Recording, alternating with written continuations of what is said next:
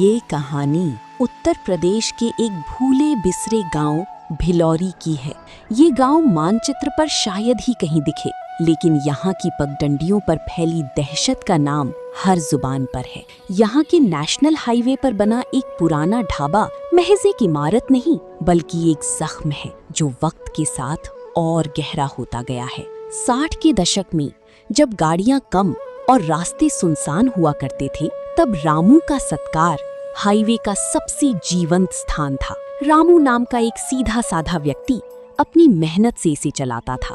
लोग कहते हैं कि उसके हाथ की दाल तड़का और तंदूरी रोटियों में ऐसी महक थी कि दूर दूर से ट्रक ड्राइवर यहाँ रुकने को मजबूर हो जाते थे। लेकिन एक तूफानी रात ने सब कुछ बदल दिया। साल 1965 की एक सर्द रात थी। कुछ हथियारबंद लुटेरे ढाबे पर आए और उन्होंने मुफ्त में खाना और शराब की मांग की। रामू, जो उसूलों का पक्का था, ने उन्हें मना कर दिया।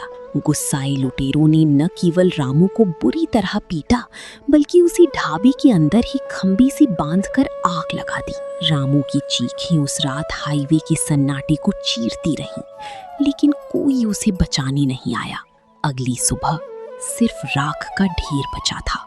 वर्तमान समय की बात है। अमित, राहुल और समीर शहर के 3 आधुनिक युवा, जिन्हें पुरानी कहानियों और अंधविश्वासों पर जरा भी यकीन नहीं था। वे एक नई एसयूवी में नाइट ड्राइव पर निकले थे। रास्ते में जब उन्हें भूख लगी और भिलौरी गांव के पास की ये कहानी याद आई, तो अमित ने एक शर्त रख दी। चलो देखते हैं कि उस भूतिया ढाबे में कितनी सच्चाई है। अगर वहाँ कोई मिला तो डिनर हमारी तरफ से। राहुल और समीर ने हंसते हुए हाँ कह दी। उन्हें अंदाजा नहीं था कि ये हंसी जल्द ही चीखों में बदलने वाली है। रात के करीब 2:30 बज रहे थे। अचानक कार का एसी अपने आप बंद हो गया और बाहर का तापमान गिरने लगा। कोहरा इतना घना था कि कार की तेज हेडलाइट्स भी रास्ता नहीं दिखा पा रही थी। तभी सड़क किनारे एक पुराना आधा टूटा हुआ साइन बोर्ड नजर आया, रामू का सत्कार, शुद्ध वैष्णव भोजनालय। जैसे ही उन्होंने कार रोकी, उन्हें एक अजीब सा अनुभव हुआ। ढाबा वैसा नहीं था जैसा गांव वालों ने बताया था। वहाँ रोशनी थी, तंदूर की सोंधी खुशबू हवा में तैर रही थी और पुरानी रेडियो पर 60 के दशक का कोई गाना बज रहा था। ढाबे के अंदर कदम रखते ही सन्नाटा छा गया। मेजें पुरानी थीं, लेकिन साफ सुथरी। कोने में एक लालटेन जल रही थी। तभी रसोई के पर्दे के पीछे से एक बूढ़ा आदमी बाहर आया। उसकी कमर झुकी हुई थी, सफेद कुर्ती पर काले के दाग थे और उसकी आंखें वे बिल्कुल स्थिर थीं, जैसे उनमें कोई पुतली ही ना हो। बूढ़े ने उनके सामने पीतल की बड़ी बड़ी थालियां सजा दी। खाने की खुशबू इतनी सम्मोहक थी कि तीनों ने बिना सोचे समझे खाना शुरू कर दिया। अचानक समीर का ध्यान ढाबे की दीवारों पर गया। वहाँ पुरानी तस्वीरों के बीच एक अखबार की कटिंग फ्रेम की हुई थी। समीर ने उठकर उसे करीब से देखा। वो 1965 की खबर थी। ढाबे में लगी भीषण आग, मालिक रामू की जलकर मौत। फोटो में दिख रहा चेहरा ठीक उसी बूढ़े आदमी का था जो उनके सामने खड़ा था। समीर का गला सूख गया। उसने मेज के नीचे झांक कर देखा। बूढ़े के पैर जमीन को नहीं छू रहे थे और वे पीछे की तरफ मुड़े हुए थे। जैसे ही अमित और राहुल ने अपनी थाली की ओर देखा, उनकी चीख निकल गई। जो रोटियां अभी ताजा दिख रही थीं, वे अब काली राख और मिट्टी बन चुकी थीं। दाल में कीड़े रेंग रहे थे और पानी का गिलास खून जैसी गाढ़ी गंदगी से भरा था।